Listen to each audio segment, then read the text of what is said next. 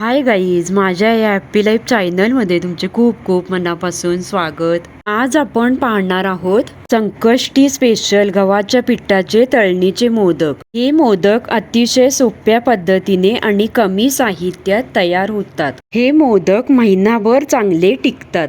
मोदकाच्या कणकीचे साहित्य: 1 कप गव्हाचे पीठ, 2 चमचे बारीक रवा, 1 चिमूटभर मीठ, 1 चमचा गरम तूप, पाणी पीठ मळण्यासाठी. सारणाचे साहित्य: 1 कप खवणलेले ओले खोबरे, अर्धा कप किसलेला गूळ, पाव चमचा वेलची पावडर, 1 चमचा तूप, थोडे काजू आणि बदामाचे तुकडे. सारण तयार करायची कृती पाहूया. गॅसवर कढई गरम करा आणि त्यात तूप घाला. खवणलेले ओले खोबरे आणि गूळ घालून मंद आचेवर परता. गूळ विरघळल्यावर त्यात वेलची पूड आणि ड्रायफ्रुट्स टाका. मिश्रण घट्ट झाले की गॅस बंद करा. आता सारण थंड होऊ द्या. पीठ मळण्याची कृती पाहूया. एका भांड्यात गव्हाचे पीठ, रवा, मीठ आणि गरम तूप एकत्र करा. थोडे थोडे पाणी घालून घट्टसर पीठ मळून घ्या. पीठ 10 मिनिटे झाकून ठेवा. पिठाचे छोटे छोटे गोळे करा आणि पुरीसारखे लाटून घ्या.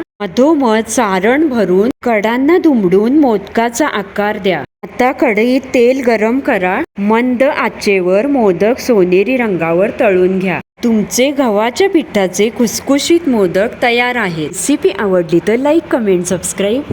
पुन्हा भेटूया. तोवर स्वस्त रहा, खुश रहा, आनंदी रहा आणि सगळ्यात महत्त्वाचे खात रहा.